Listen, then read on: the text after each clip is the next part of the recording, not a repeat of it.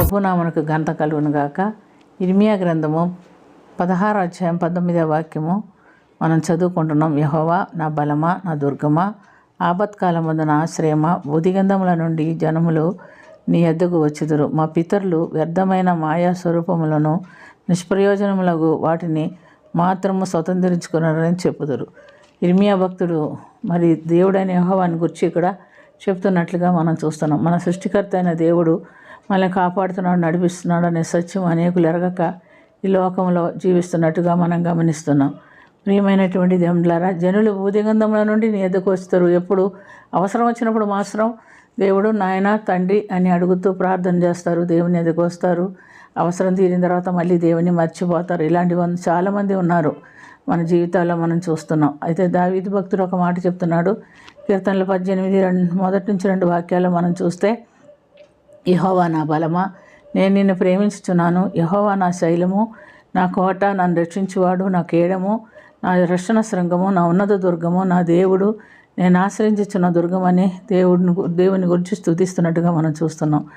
కాబట్టి ప్రియమైనటువంటి దేవులారా, మనం ఎప్పుడైతే మన సమస్త విషయంలో దేవుని ఆశ్రయంగా ఎంచుకుంటామో అప్పుడు తప్పకుండా దేవుడు మనకు సహాయం చేసే దేవుడని మనం గమనించుకోవాలి. అయితే ఇశ్రాయేలీలు తన కష్టకాలం వచ్చినప్పుడు దేవునికి మొరబెట్టి విడుదల పొందిన తర్వాత దేవుణ్ణి మర్చిపోయినట్టుగా మనం చూస్తున్నాం. ఐగుప్తు దాసత్వంలో ఉన్నప్పుడు దేవునికి మొరబెట్టాడు. దేవుడు అబ్రహాముకి ఇచ్చిన వాగ్దానం 400 సంవత్సరాలు దాటిపోయినప్పటికీ ఆయన మర్చిపోకుండా గుర్తుపెట్టుకొని వారిని ఆ యొక్క దాసత్వంలో నుంచి మోషేని పంపించి, అహరోనుని మోషేని పంపించి విడిపిస్తున్నట్టుగా మనం చూస్తున్నాం.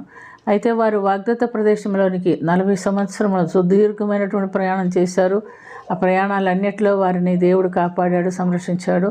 ఆ వాగ్దత్త ప్రదేశంలోనికి వెళ్ళిపోయిన తర్వాత వారు పాలు తేనె ప్రవహించే దేశంలో సర్వసమృద్ధి కలిగి జీవించినప్పుడు దేవుణ్ణి మర్చిపోయి మరలా విగ్రహారాధికులుగా మార్చబడుతున్నట్లుగా మనం చూస్తున్నాం.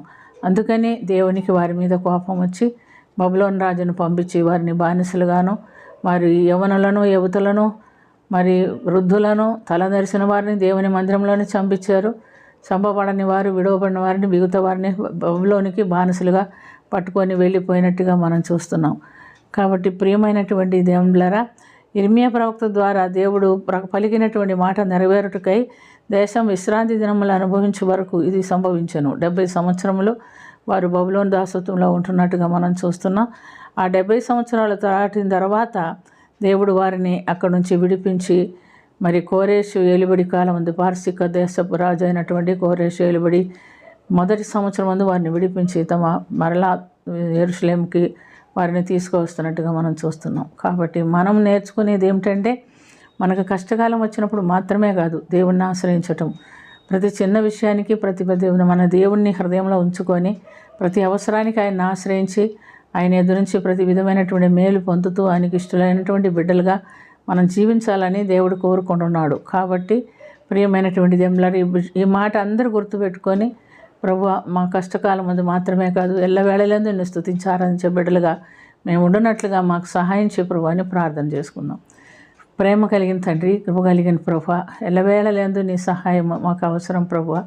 నువ్వు మాకు తోడుగా ఉండి చేతులు పట్టి నడిపించమని, దీవించమని, కరుణించమని, కృప చూపించమని యేసుక్రీస్తు పుణ్యనామమున అది మిక్కిలి వినయంతో అడిగి వేడుకొంచున్నాము తండ్రి. ఆమేన్.